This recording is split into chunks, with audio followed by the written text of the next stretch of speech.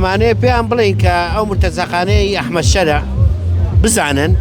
کە گەلی کورد لە سووریا ئەم سەقافەی داعشەی ناوێ ئەمڕۆ لێرەن بڵێ ئەتان شپیان بگەێنن لەگەڵ هاوڕێکانمانە هاتوین بۆی پشتیوانی لە کوردانی ئەشرەفیە و شێخ مەقسوود بکەین. ئەمانەیە پێیان بڵین کە ئەو مرتەزەخانەی ئەحمەد شەرع بزانن کە گەلی کورد لە سووریا ئەم سەقافەی داعشەی ناوێ سایانوێش سەقافەی داعش بسەپێنن بەسەر گەلی کووردا ئەوان نایەنەوێ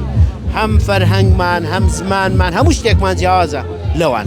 لەبەرەوە هاتوین پشتیوانیان بکەین ڕێز لە خصوصیەتیان بگرین و دش بە ئەو کۆمەڵکوژەی کە ئەکرێ زەدی خەڵکی مەدەنی ئەویش برادەرەکەمە. تا چەندێک بەشداری هاوڵاتیان هەبوو لە شاری سلێمانی چین و توێژەکان چێ هاتووە زیاتر؟ وڵای ئەمڕۆ هاوارمان کردێمە لەگەڕ هەنێک گەڕەکوانە بۆی خەڵک بێ پشتیوانی بکاتوانە بەڵام با تەماشاکەم بەدڵی من نییە. بەدڵی تۆ نییە؟ وەک پێویستیە بەشداریکردن؟ بەدڵی من نیاڵێم جارێ بەس دەوانەیە نیو سەعاتی تر وا دەرنەچێ خەڵکێکی تر زۆر بێ لەبەرەوە جارێ بەدڵم نییە چونکە زۆر هەر لێرە نیە ئەم ناڕەزایەتیە بەشێکە لە ناڕەزایەتیەکی گەورەتر کە لەسەر تاسەری وڵاتانی ئەوروپا ئەمڕۆ لە وڵاتی بەریتانیا لەبەردەم ماڵی سەرۆکوەزیرانە خۆپشاندانەکرێ لە سدنیەکرێ لە وڵاتەکانی ترەکرێ ئەم هاتنە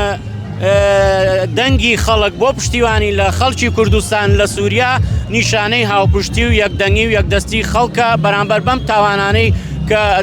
دەسەڵاتە داعشەکەی ئەحمەد شەرع بەرامبەر بە خەڵکی سڤیڵی کا لەوێ لە کاتێکە ئەو خەڵکە 12 ساڵ توانیان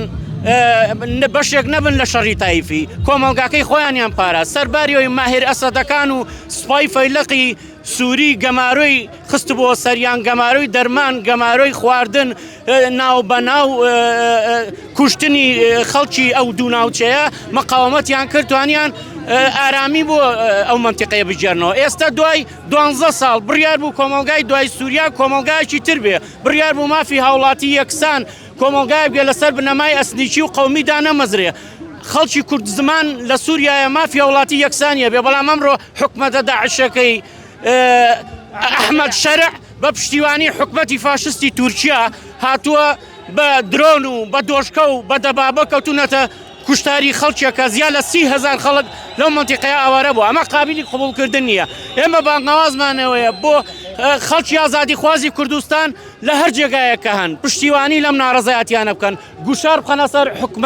حکومەتەکەی ئەحمەد شەرع گوشار بخەنە سەر حکومەتەکەی ئۆردوگان بۆ ڕیسواکردنی ئەم سیاسەتە نائینسانیان بۆ دەسەڵگرتن لە کوشتاری خەڵکی سڤیل و ئێمە لێرەوە بە